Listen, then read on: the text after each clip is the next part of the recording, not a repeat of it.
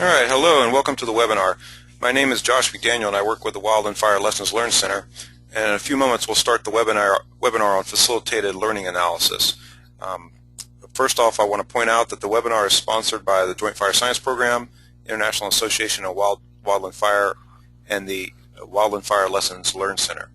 And I want to note that there's been a recent announcement that the IAWF is going to sponsor an international symposium on smoke in Washington, D.C. in December of 2013, I believe. I'm sorry, I need to check on that date.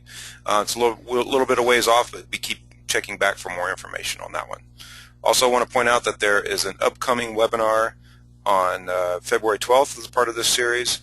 Stephen Link is going to be presenting some recent results he's got on management of cheatgrass fuel loading in the shrub steppe.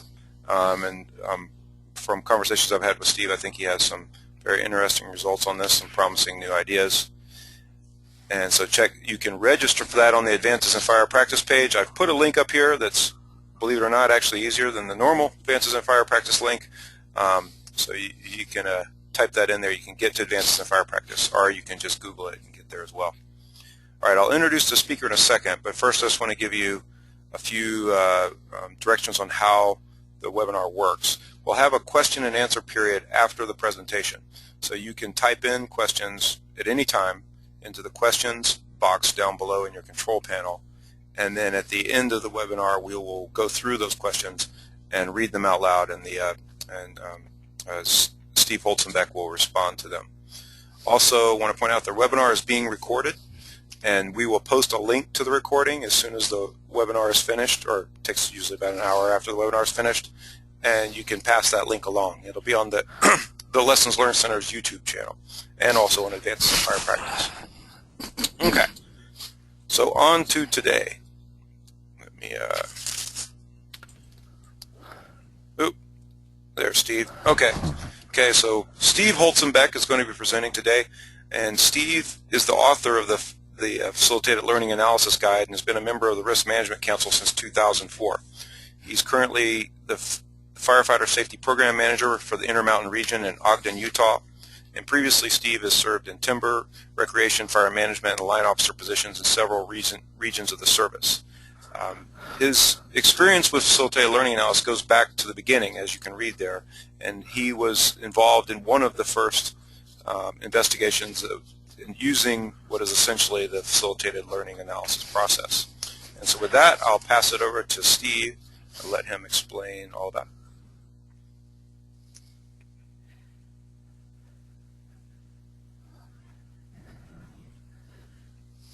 Okay, thank you, Josh. Can you hear me? Yep, sounds good. Okay, so if I have control of the screen, I will start the presentation. Can you see that yet? Not yet. It hasn't come up yet.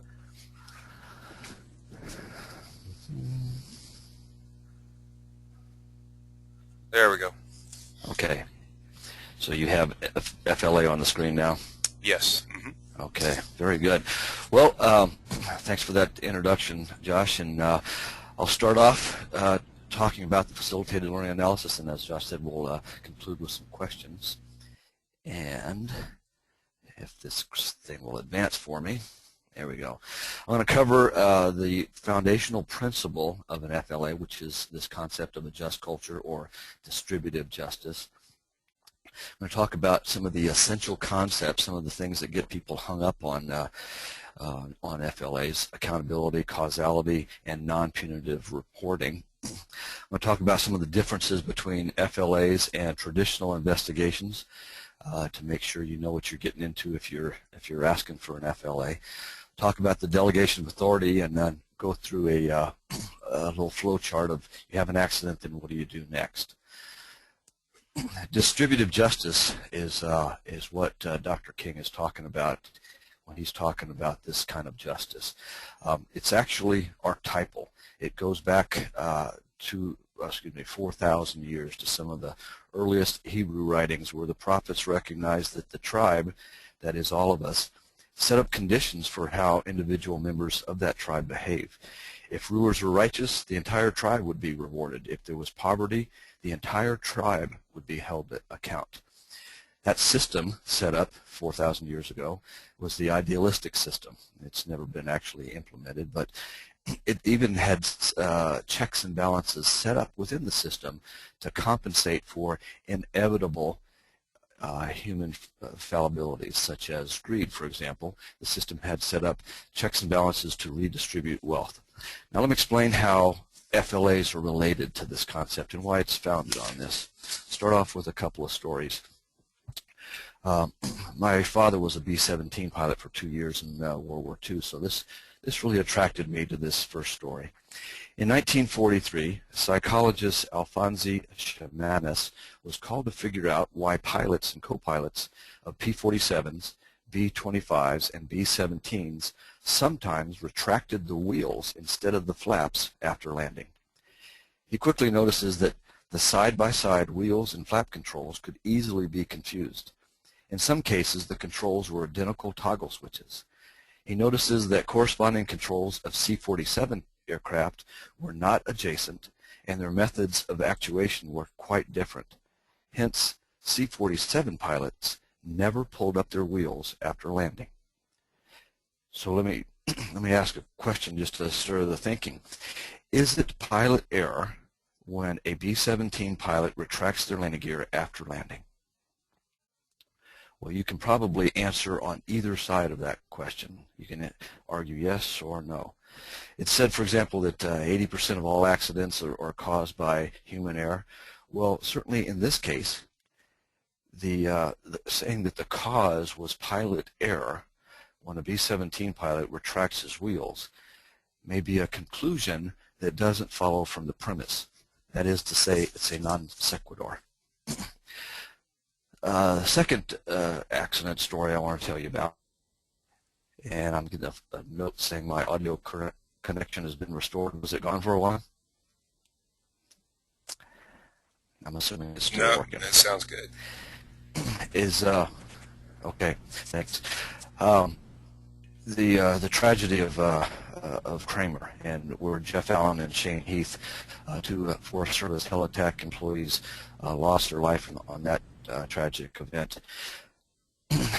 In 2003 is when that happened. I was 1,000 miles away in a range at that time, had no involvement whatsoever. But almost exactly a year after, I was called into a detail into the regional office to provide information for part of the administrative review. And I was sat down in a room that had virtually every piece of paper and picture and transcript from the accident investigation, the law enforcement investigation, and others surrounding the Kramer event. And my assignment was to lay out where either the IC or the ranger violated or broke or compromised some safety rules. And I got to tell you, that was a pretty easy assignment because it was clear. But the thing that was most profound to me as I was going through all these transcripts is that the question didn't consider the context. And given the context of the situation, and I had been an IC Type 3, I had been a district and a zone FMO, and I had been a ranger, and I had been an accident investigator for years. Given the context, I don't know that if I was the IC of Kramer, if I would have done anything different. Given the motivations, the expectations, all of the influences, the conditions that the IC was under, I think it was actually somewhat reasonable to assume that another IC could have done the exact same thing. And likewise with the ranger, given what her pressures were, the goals that were in conflict that she was facing, I don't know that there was anything different that as a ranger I would have done different in the event of Kramer. Certainly had I known the outcome, had either of them known the outcome, they would have done things much differently. But the outcome wasn't known. And so is it just to attribute some of the cause, part of the cause of the Kramer fatality to the ICs? Is it any more just to attribute the cause of a B-17 pilot retracting his wheels to say that pilot caused that accident? See, there's some inherent injustice in this. And that's why the FLA is predicated on this concept of a just culture. Those stories and many, many, many stories like them is the reason why. I want to bring up this quote. It's a hard truth, that every system is perfectly designed to produce precisely the results it gets. Now, if you think about that for a minute, you've kind of heard something similar to that in a lot of our safety journey, where people are saying, leadership is saying, we're dissatisfied with the outcomes we're getting. So if you're dissatisfied with the outcomes, what needs to change? Let me talk about another very influential accident to the whole history of just culture. And this was in 1987, where 193 people either died by drowning or hypothermia when the Herald of Free Enterprise collapsed. And so what happened was, if you can see my pointer, there's a gate here. This is actually, this is the sister ship of the Herald of Free Enterprise. But this gate opens and cars and people load up into it, and then there's a person responsible to shut that gate. Well, what happened on March 6th, 1987, was the person who was responsible to shut that gate was sound asleep. It was dead asleep. There's lots of reasons why and speculation why he was asleep, partying and double jobs, etc. But regardless, he was sound asleep. And so when the ferry took off and the accelerations finally stabilized about a mile outside of the harbor, the ship began to take on water, and the fact that it capsized was inevitable at that point. So lots of cries went out when the investigation started, revealing the fact that this operator was asleep, that this was negligence, and that we needed to punish this gate operator. Well, what the accident investigation found, however, was something that was something kind of profound, and that is that the fact that 200 lives or so were dependent on a fairly low-paid employee to perform flawlessly every time is probably not a wise system. It's a system that is going to fail at some point. And so they actually put the accountability, the fault, if you will, on management. And it's instructive to know that this was occurring right about the time that James Reason was formulating and defining just culture in his landmark book of managing the results of, or managing the risk of organizational accidents. And the point here that I want to mention is that had the English courts focused on justice, if you will, retributive justice on the operator alone, then they would have taken the wrong drug. They would have gotten all their anger and their sense of frustration, their sense of anxiety out on that one operator. They would have been eating the gate operator instead of a hunger for a distributive type of justice. So I brought up James Reason, and this is that Swiss cheese model that he's kind of most famous for. And I'm not defending this model or supporting it one way or the other. I'm just using this to illustrate a multi-layered complex system where you have, in this case, the gate operator right at the sharp end of the spear, and he triggered this event, or his sleep triggered this event, however you want to say it. But there's a whole large layer of an organization that's up above him. And to the extent that we satisfy our need for justice with retributive justice, kind of like our criminal justice system, then we are going to compromise a larger form of justice, a distributive justice. It's very much like our retributive justice is very much like our criminal justice system, in the sense that if some punk knocks off a convenience store, we punish that perpetrator. We don't look at his mom or the school that he was raised in, his peers, the society that brought that about. We just exact the justice against that one person. Same way if you're driving to work tomorrow morning and you're deep in contemplative thought on the fiscal cliff and you rear end the car in front of you, you and you alone get that ticket. It's not about the system that enables that type of accident to occur thousands of times in America every day. So what we're talking about in this concept of the just culture is distributive justice. Taken all the way, another quote from Martin Luther King is right after the Birmingham church bombing, where four young black children were girls were killed in the basement of a Birmingham church. At the memorial service, Dr. King said, "It's not about the who, it's about the what." And the point that Dr. King was making was, don't satisfy our need for justice, our craving for justice, by taking it out on the haters. Let's look at the whole system that caused that kind of hatred in society. Let's cure the society. Let's cure the next accident. This is what, within the FLA guide and much of popular safety literature today, we're talking about forward-looking accountability. And James Reason's most famous quote in arguing for a just culture was that you can't change the human condition, but you can change the conditions under which humans work. And when I say that the just culture is archetypal, this type of statement, this quote from James Reason, makes sense. It's intuitive. It's what people would say, this is common sense, and it's easy to accept that. And so we actually, I think, turn accountability into accountabilism when we focus on just the person at the sharp end of the spear. This distributive justice is what we refer to as the gold standard for accountability.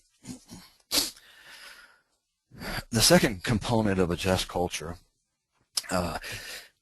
deals with the need to protect and reward employees, particularly those at the sharp end of the spear, those who are actually facing the risk. Protect them and encourage them to openly talk about how they're making sense of their work, to openly talk about the mistakes that they make, the judgments, the misperceptions, because we got to know how it makes sense for that pilot of the B-17 or the IC or the Ranger to make the judgments that they were making. We have to know that in order to implement any kind of a system correction or change. In order to hold the system accountable, we got to know how our people that we put into the system are making their decisions, their choices, and seeing the risk that they see. In the United States, about 120,000 people die every year from medical mistakes. Mistakes by doctors, by health practitioners, nurse, operating systems, etc. That's a lot. That's actually more than 3 times by the fatality rate of auto accidents. So this was in 1990s, late 1990s, when this was coming. This became a congressional issue, and Congress commissioned a study with the Harvard School of Medicine to look into this and see what is done, what can be done with this major killer of Americans. And one of the first things that the study found was that self-reporting, when doctors self-report that they've made a mistake, openly report it so that other doctors, nurses can learn from it, is at a rate of about 1 to 3%. And why is that? Because anytime a doctor makes a mistake that results in some harm and they admit it, they will be litigated, they will be sued. And the conclusion of the study by Professor Lucian Lippe of Harvard University was that the single greatest impediment to error prevention in the medical industry is that we punish people for making mistakes. Let me reword that a little bit and say the single greatest impediment to accident prevention in the Forest Service is that we punish people in the wake of an accident for making mistakes, breaking rules, cutting corners, and innovating. In our drive to be an accountable organization, we have time and time and time again used an accident as if it's a snapshot of how real-world work occurs at all times. And managers didn't like what they saw in that snapshot. You know, in truth, we know that our frontline employees, our frontline districts, our incident management teams are continuously managing ephemeral and emergent risks. They're applying their experience, rules, and judgments, protocols to make sense of the risk and then balance risk mitigation with the need to get the job done. Our best employees and our best organizations, just like a good private business, the best are the best innovators and the best creators of safety in very creative ways. But if we punish, including just blame and shame, our employees, if they trust us to tell us what they're really doing, then what we're teaching them is not to trust us. not to tell us what they're doing. The two accidents from these photos, Little Venus on the Shoshone and Angora on the Tahoe Management Basin, were cases where on the left, on Little Venus, 10 people literally came as close as they could to dying, literally had to run for their lives. In the Angora incident, an entire strike team literally ran for their lives. It was as close as they could get. And so if this was a traditional view of accidents, the way we would traditionally look at this, we would come in there and we would tell these people, you know, our entire motivation is just to prevent accidents. This is just safety. But we're going to look at what you did, and then we'll judge and decide how much you contributed to your own accident. Well, what's the pros and cons of doing that? There's one guaranteed outcome, and that there's a guarantee that this will always happen with that kind of approach, that the accident team will find discrete actions, omissions, or commissions that had the firefighters done differently, they never would have gotten into that accident in the first place. And there's chances are excellent, most excellent, that the accident investigation team can find where they didn't apply safety rules that in hindsight probably should have been applied. And so in short, we will always be able to, I mean virtually always, 90% of the time after an accident like this, a complex accident, we'll always be able to show where the people involved caused their own accident. And so what should we do? Hold them accountable? Well, even if we just blame and shame them, not even punish them, we are in a sense teaching them not to really open up. The most famous examples, of course, are the Kramer fire and the 30 Mile, but this has happened dozens and dozens of times with accidents in the Forest Service all over the place. In contrast, what happened on the Shoshone and on the Lake Tahoe Basin Management Unit was that the manager said, we are accountable. My gosh, that there were firefighters who literally almost didn't make it, lots of them. And these were experienced, well-trained firefighters. And next time, we may not be so lucky. We managers may not be so lucky. So what we told them in these accidents was, tell us your story. Tell us your account of how you made sense to get yourself into these situations, to how you made your judgments. What things were you seeing? What rules you thought didn't apply, and why? And we will tell your story, and we will keep it in context. We will keep your story. We respect it. We will keep it in context.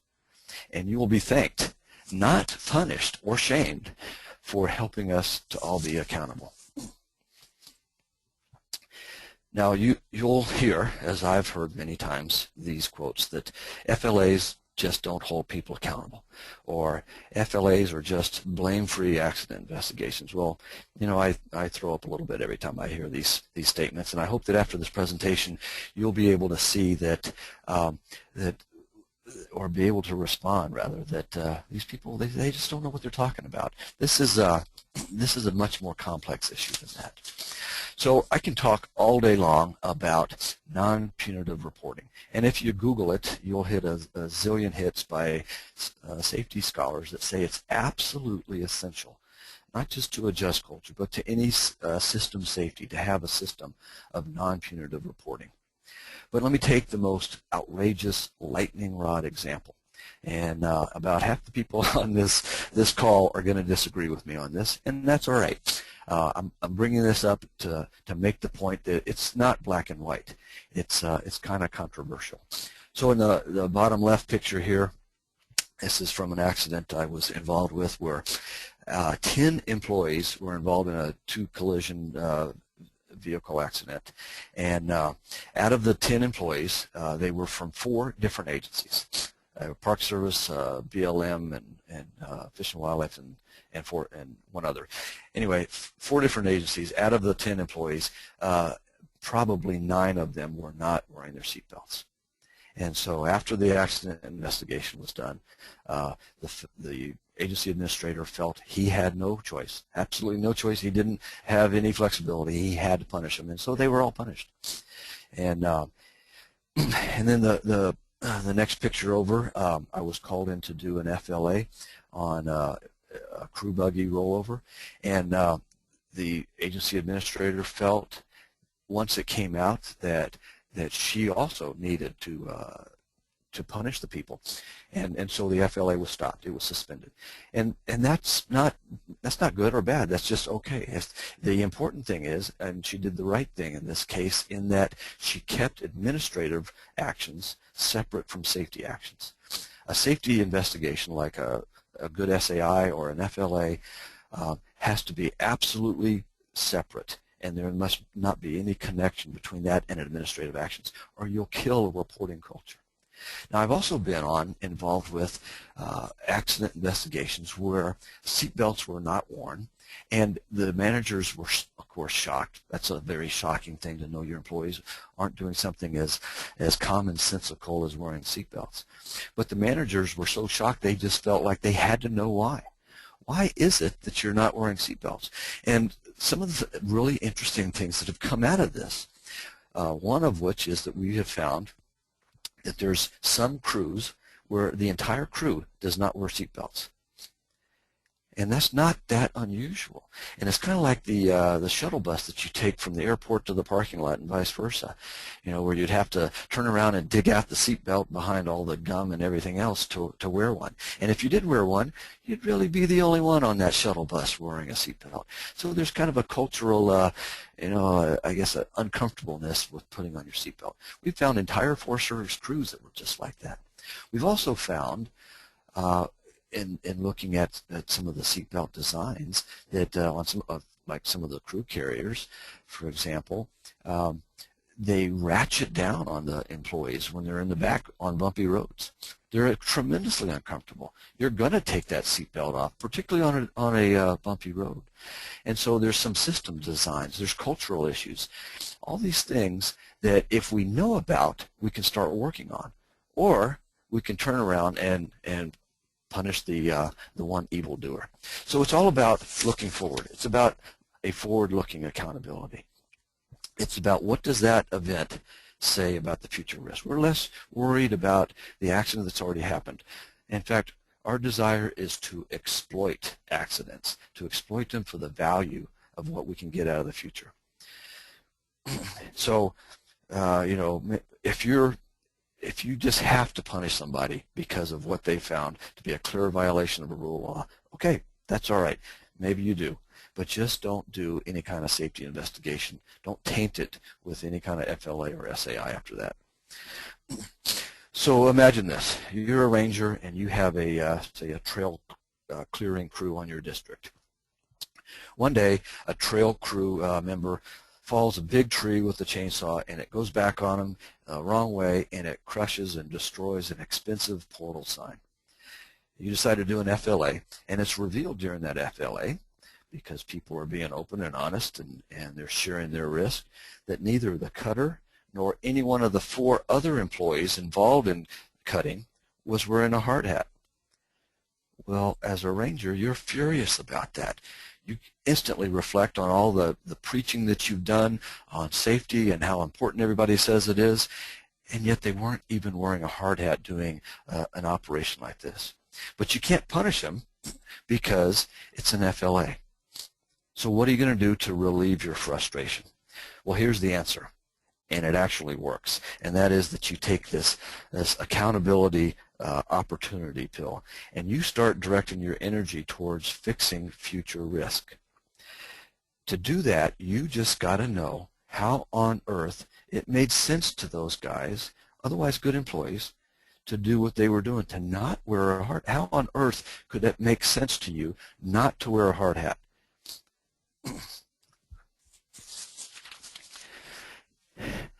In a just culture, management can balance that awkward tension between needing to know what's going on and needing to correct what's going on. And that's really part of the heart. That is part of the heart of a just culture.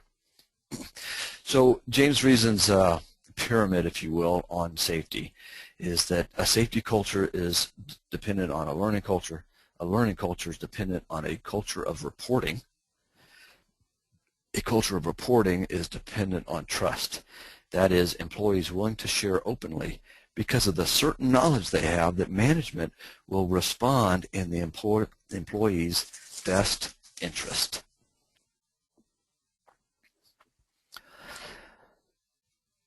To trace something unknown back to something known is alleviating, soothing, gratifying, and gives moreover a feeling of power.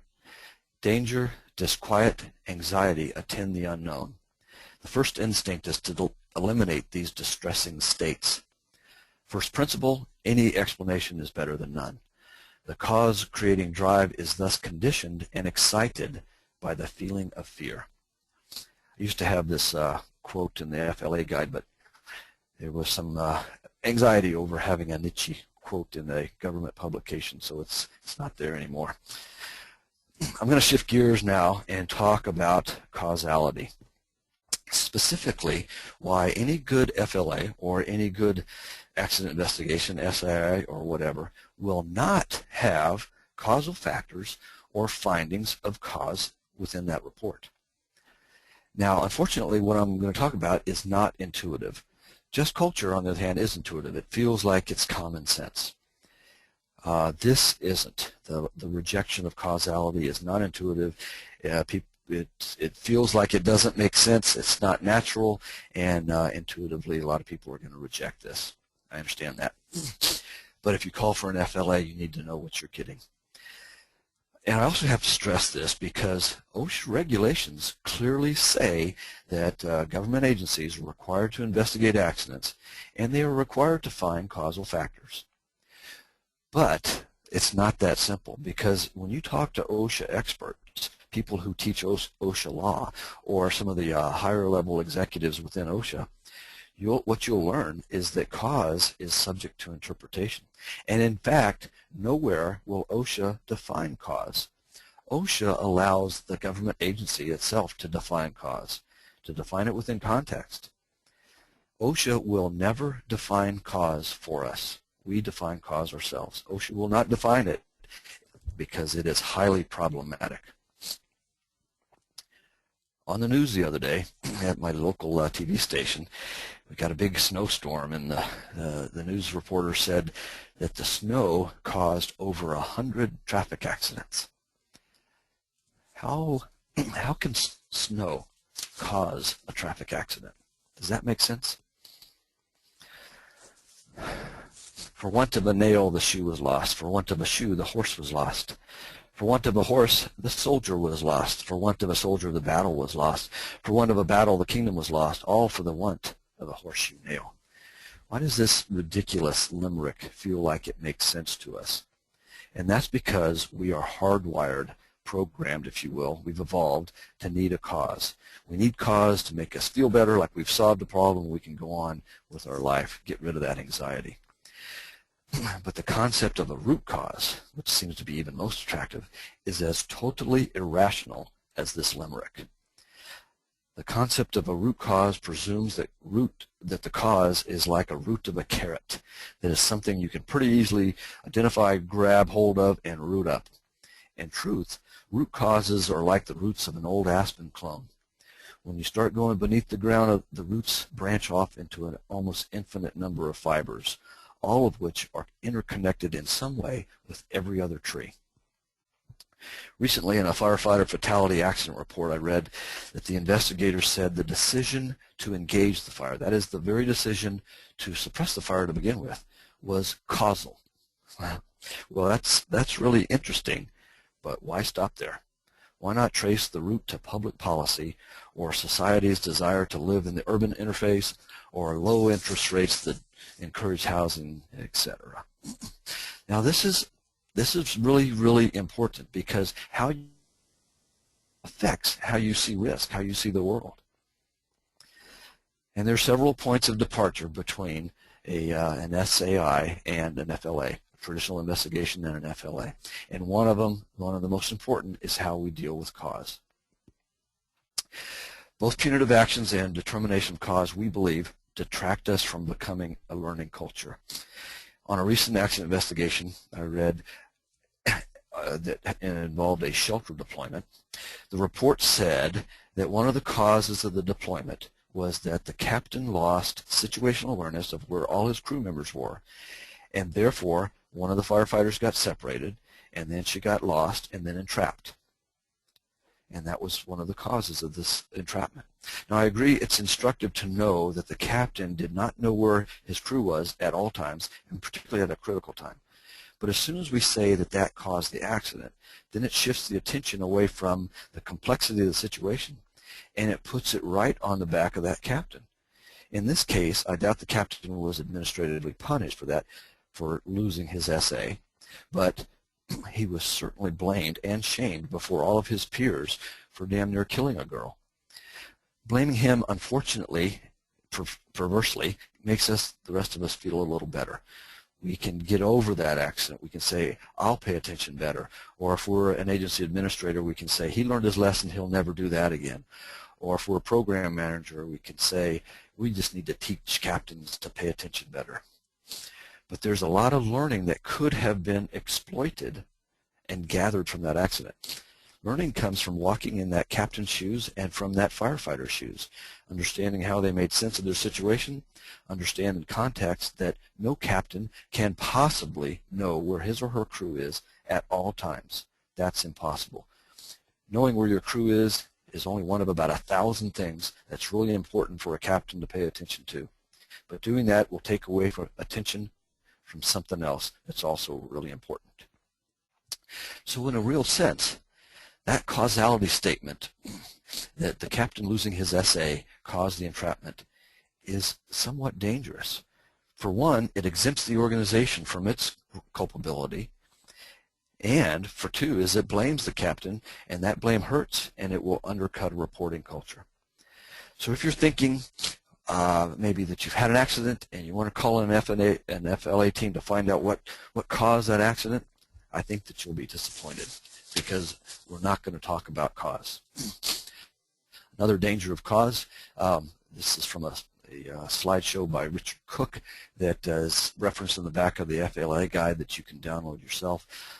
We have a bad outcome, we investigate it, we classify it, we determine it's human error, and there's remedial action. The system becomes more complex, more brittle. It's the cycle of error, what also James Reason called the blame cycle.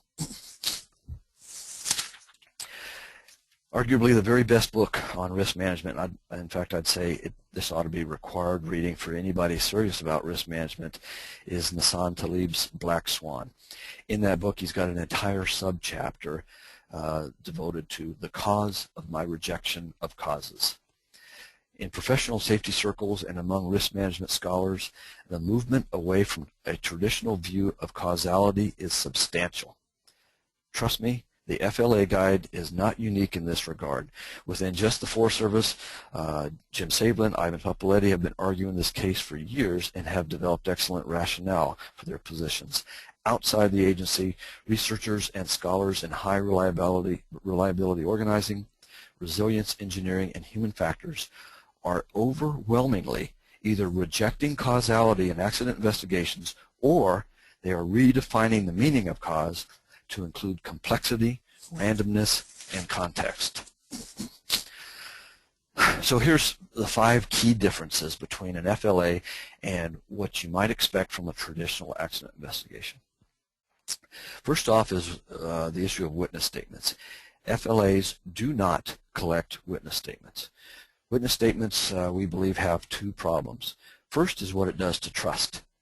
The act of having them signed and collected basically says to the witnesses, I'm thinking that you might be inclined to lie or at least change your story, and I need this piece of paper to hold that against you, to keep you from doing that.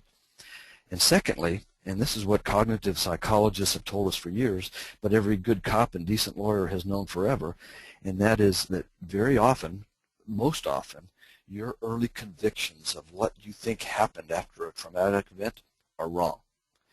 What you think you were doing and what you think you were seeing when you're involved in a traumatic event such as an accident is usually wrong.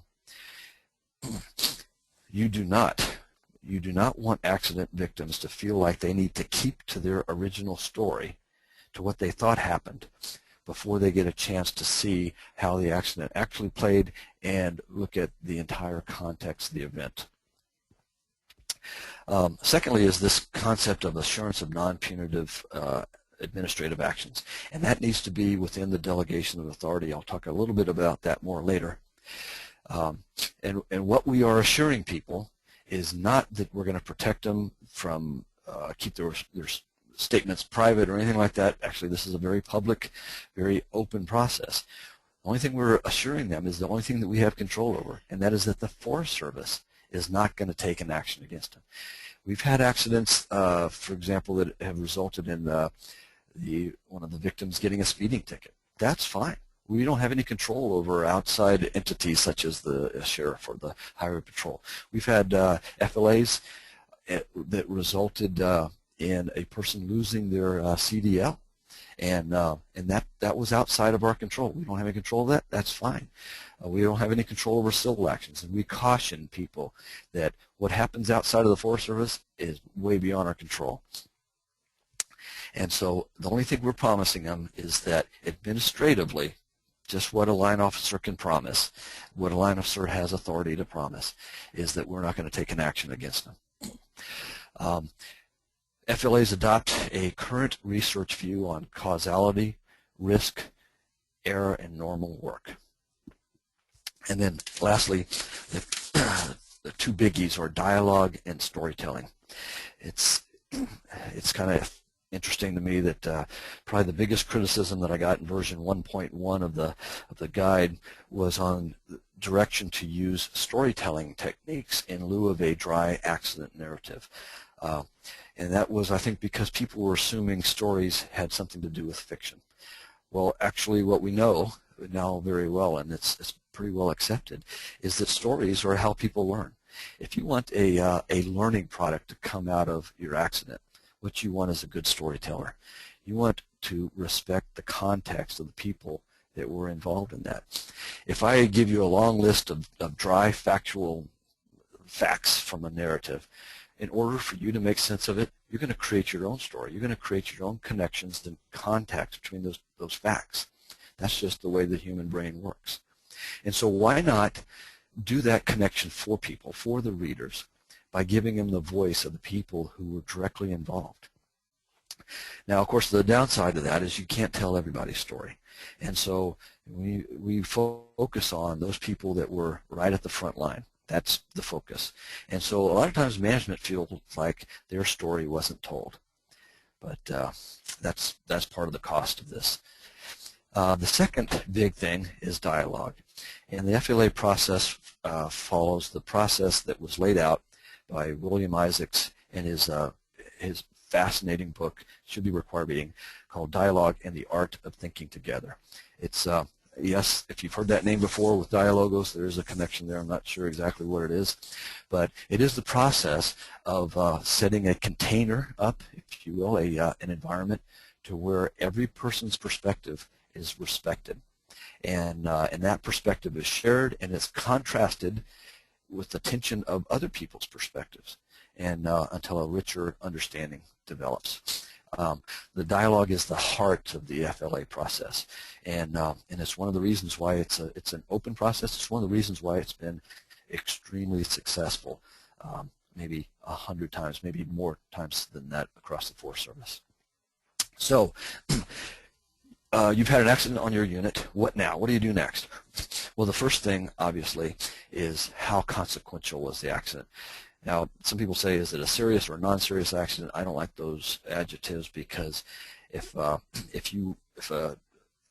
200-foot tree missed you by 2 inches, that may be classified as a non-serious accident, but it's an accident that's so serious we ought to take it seriously. And so I'd rather look at this as, is it high consequence or low consequence? If it's high consequence, people are traumatized or people are hurt, and then in that case, the first and the most important thing that you need to worry about is care for the employees and their families. And if you get this wrong, nothing else you do is going to get right. And the only way to get this right is that you got to practice it. You got to be prepared for it. You got to do some kind of a pre-mortem exercise. If you're a ranger or a supervisor of a large unit, You need to make sure that you have the contact numbers for the spouse of every employee that you got. If you have seasonals on your district, you need to know the cell phone numbers to their parents. Time and time again, we've learned from tragedies that getting a hold of the right people at the right time can prove extremely frustrating when somebody's hurt. So you got to practice this. You got to make sure that you have all your ducks lined up, and work with your safety advisor to make sure that you've got all this stuff lined out and that you're ready to go in the event of a tragedy. Now, if it's high consequence, and once you've got the care for employees and families accomplished, your next worry is about whether or not you need to get law enforcement involved. If there's a fatality involved, law enforcement is primal on this, and the U.S. Attorney has great interest in what's going on, and law enforcement will take primacy in this investigation. So there's other issues with claims investigations, site protection, that kind of thing. Get all this worked out in advance so you don't have to think about it with your safety advisor. Now, I apologize for the blurriness of this on the screen. For some reason, my Adobe got corrupted here just recently, and this comes out all weird. But anyway, here's a little chart, and if you send me an email, I'll send it to you. It's a kind of a little flow chart I've worked up on what do you do after an accident? How do you decide where to go? Well, the first question, you have something happen, an unintended outcome, or significant close call. Is there evidence of willful and reckless disregard for human safety? In other words, what this question is asking is, was it not an accident? It wasn't an accident. And if it's not an accident, don't involve safety personnel. Don't involve an accident investigation. Don't involve an FLA. This goes right to law enforcement or an administrative investigation. Don't mix the two. But 99% of the time, there's not going to be a reckless and willful disregard for human safety. It is going to be an accident. And so the next question that you ask is, should this accident investigation be administratively confidential? Probably most importantly is, are employees liable for potential litigation against them? Is there likely to be civil suits involved? Or are there partner agencies, the other agencies that are concerned about making this open in public, concerned about being embarrassed? There could be some high political consequences that you just, this is not going to be a widespread open learning event. And so, if no, and hopefully it will be no, then you can go on. Is there any other reasons why you just don't want this to be open? You don't want people to share with each other about what they saw.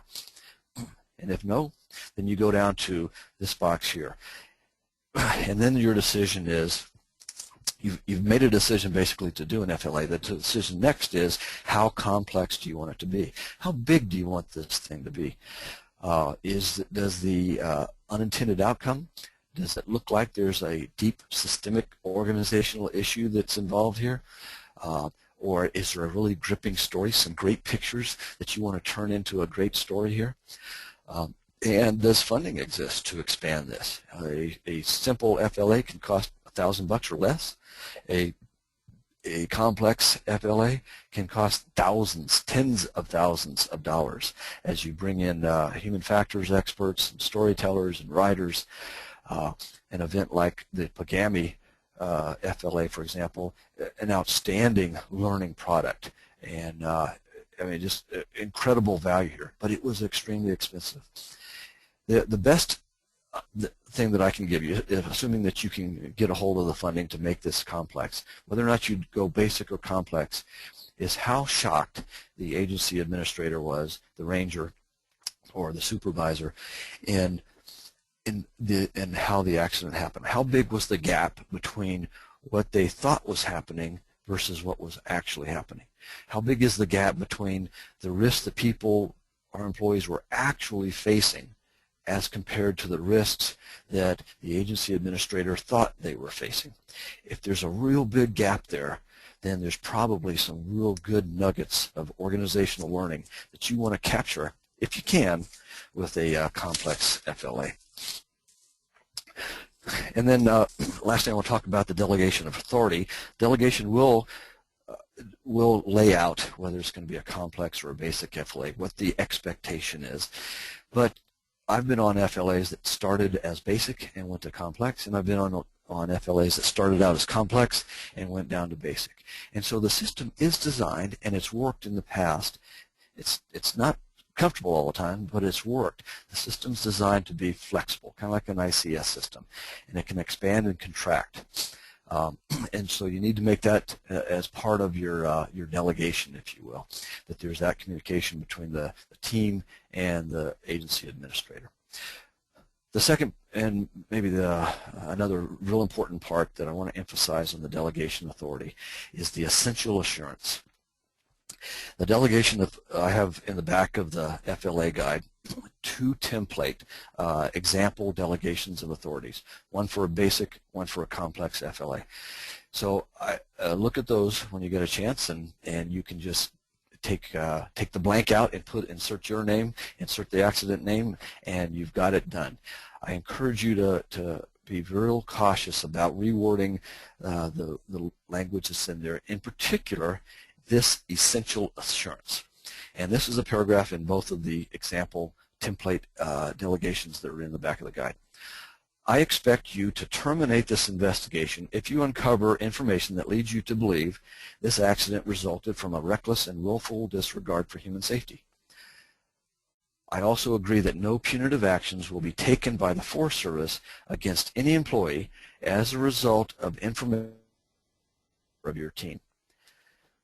This paragraph is the reason why the FLA process, in my estimation, is not only very, very well supported by the union, it's been extremely popular with employees, it's been a great success, and has been used well over 100 times within just the Forest Service. To my knowledge, this has never been violated. We've never actually punished somebody after an FLA as much as we may have wanted to. And so be very cautious about tampering with this language. I recently read where a well-intended forest supervisor actually did change the wording of this. And that supervisor said, she said that I agree that no punitive actions will be taken against any by the Forest Service against any employee unless safety rules or laws were broken. And she put that unless those rules were broken. Well, that changed it instantly from being an FLA to being an administrative review. And we can't cross those lines. There has to be a firm firewall between these two things. And so that's by changing that language, it essentially was an FLA or an administrative review disguised as an FLA. And again, what we need to know is we need to know how it makes sense to our employees. If they violated a rule, we need to know how it makes sense to them.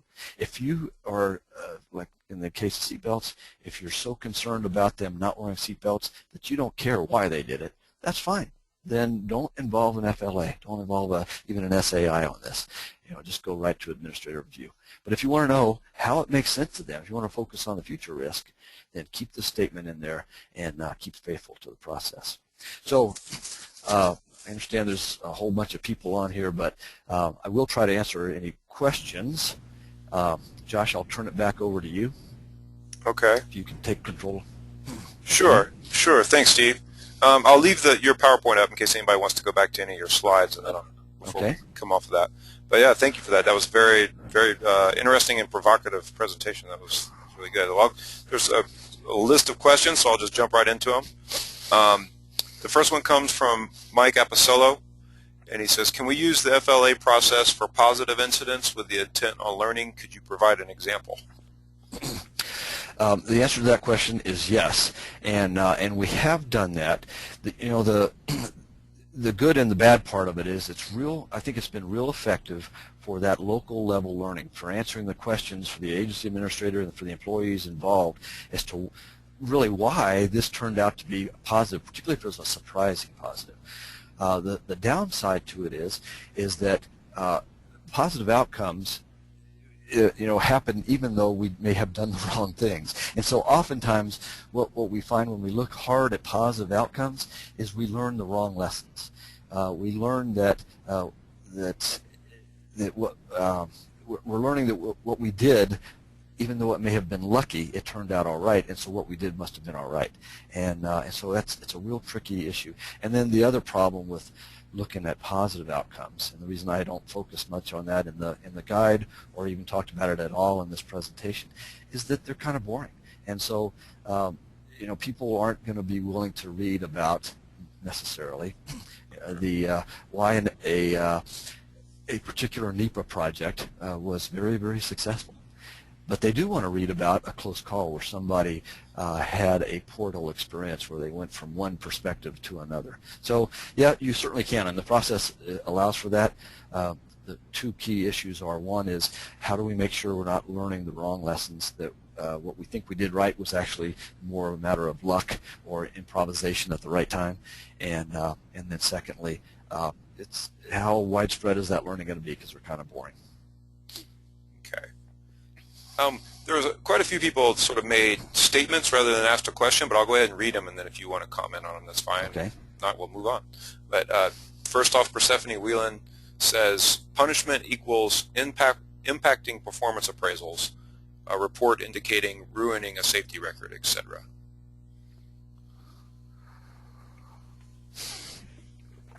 I am not sure how to respond to that. I guess I think maybe what she's asking or just stating is that if you have an accident, then by virtue of the fact that you had an accident, your performance appraisal may be impacted. And so because you were involved in an accident and maybe you admitted to compromising some safety rule, and because you didn't think it applied at that time or whatever, then once your performance rating is done at the end of the year, is your supervisor going to remember that? And so hopefully people will be faithful in the intent of this FLA. And the intent of the FLA is that what's happened in that accident is immune from that type of retribution. Okay. And this is another comment, and this is from Steve Schlintz. Hopefully I got your name right there, Steve. And he says, and the line officer should get out of the office, inspect the work in progress, and rip into the supervisor of the folks not wearing PPE. Not after an accident, but every day. That's how we hold the organization accountable. Well, I would say ditto and amen to that, brother. The accountability needs to occur before the accident. The only issue with this is that we don't have a good, in the Forest Service, we don't have a good non-punitive reporting system, with the one exception of this FLA process.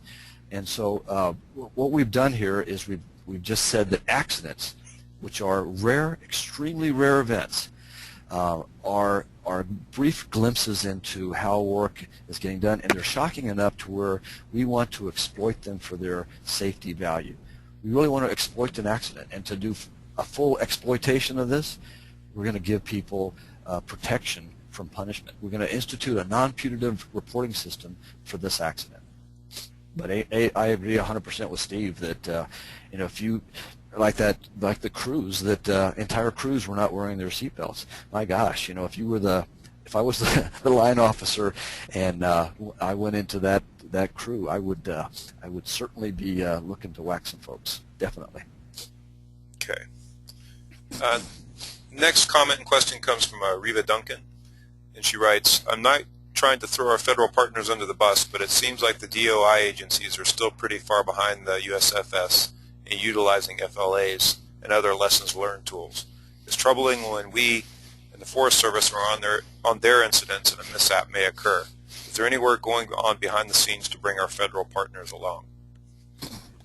Yes, and I will say that Larry Sutton, who's our National Fire Risk Management Officer, is working closely with Michelle Ryerson and others within the other interagency community to move things along. There have been multiple reports coming out of DOI that are titled Lessons Learned reports that are, for all intents and purposes, FLAs. They may not have some of the assurances in them, but I think we're all moving forward in the same direction. There is, I will say, as I mentioned in the presentation, the rejection of causality is not intuitive, and it's troubling to people, and some people just are not going to go there. And so, there's for good or bad, there's lots of reasons why people don't like FLAs. It's just that the Forest Service has tended, in particular because of the safety journey, because of doctrine, we've kind of jumped out ahead and we've said we embrace this process. Okay. Next question is from Devin Donahue, and he says, what advice can you offer for doing an FLA when there is one or two people involved, as it is sometimes difficult to get the dialogue going? Well, I think that there's probably that's a pretty rare event when there's just one or two people involved, because what we also want to involve is the supervisors, the designers of the system. And if there was truly an event that just involved two people, I'm trying to think of an example, then probably a one-person FLA team would be appropriate in that. But more often what we're hoping to get is to get the supervisors, the designers of the system involved, and the administrators, the people who actually are responsible for setting up the system that created the conditions around that accident. Okay. All right, another question from Devin. Have you heard of any administrative reviews being conducted during an FLA? It has been mentioned that they can be done concurrently. Not administrative reviews. I've never heard of that. When I've been involved in FLAs and there has been a desire to bring in administrative reviews, I've stopped the FLA, and that's part of the that's what we teach people to do in our FLA workshop, is that if it's going to turn administrative, you stop and you go home. Because we have to maintain that firm firewall. So no, I've never heard of a successful concurrent administrative review and FLA. Now, I have heard of and been involved with, and there's no problem with claims investigations, were done by law enforcement officers who are doing claims investigations to protect the Forest Service against future lawsuits, and they have gone on concurrently with FLAs. One of the probably the most largest and most complex was that Cascade incident on the Boise National Forest, where the camp was burned over. It was a huge claims investigation in that. Lots of liability of the Forest Service. Those two things can go along side by side, no problem. Okay, the next question is very closely related, and this comes from Roger Strickland from Australia. Roger must be up pretty early in the morning to catch this. Thanks, Roger, for getting up to listen. And he writes, a most excellent presentation, Steve. How can we keep incident investigations out of the legal domain, where the foundational modus operandi is to discredit the witness?